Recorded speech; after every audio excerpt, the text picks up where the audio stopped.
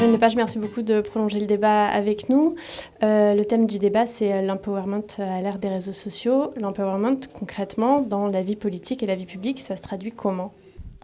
Ça essaie de se traduire.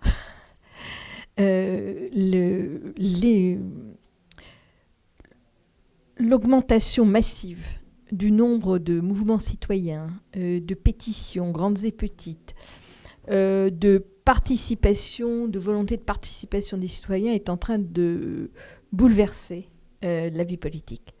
Nous avons des institutions qui n'ont pas du tout été conçues pour cela, et une classe politique qui n'en a pas du tout envie, qui trouve très intéressant la société civile quand elle vient la secourir, quand elle vient l'aider, mais considère qu'elle n'a évidemment pas lieu d'être dans la vie politique. Ce n'est pas du tout ce qui est en train de se passer. Et donc, on constate non seulement une aspiration, mais désormais une volonté d'entrer en lice de la société civile dans le politique. Et je pense que ça, c'est tout à fait nouveau. Est-ce que c'est une méconnaissance de la part des politiques, un manque de connaissance de cette nouvelle génération, des réseaux sociaux et de cette nouvelle façon de communiquer et aussi un peu de prendre le pouvoir ?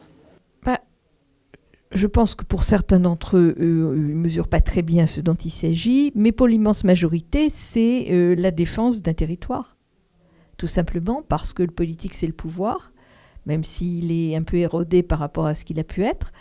Et donc la volonté de maintenir dans un certain monde, dans ce qu'on appelle la classe politique, le pouvoir et ne pas le laisser ou le partager avec la société civile. Donc la démocratie participative, oui, mais seulement dans les urnes, par le biais d'institutions ou de cadres légaux. La démocratie participative, quand il s'agit de donner son accord sur l'élection d'un tel ou tel, et puis tous les 5 ans, et entre-temps, eh bien, plus de démocratie du tout. Et ça, ce n'est absolument plus possible à l'ère des réseaux sociaux.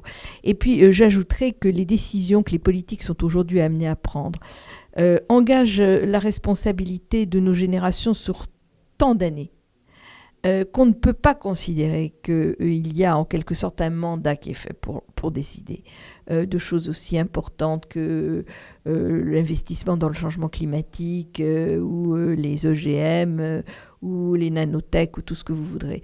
Et sur tout cela, les citoyens demandent aujourd'hui à pouvoir participer à la prise de décision. Vous croyez que c'est encore une bonne idée de cloisonner les politiques versus les citoyens ? Non, pas du tout. Pas du tout. Moi, c'est la raison pour laquelle le mouvement politique que je préside est un 50-50, c'est-à-dire il y a 50% de politiques, 50% de non-politiques dans le mouvement, avec un pouvoir égal, ce qui est assez original.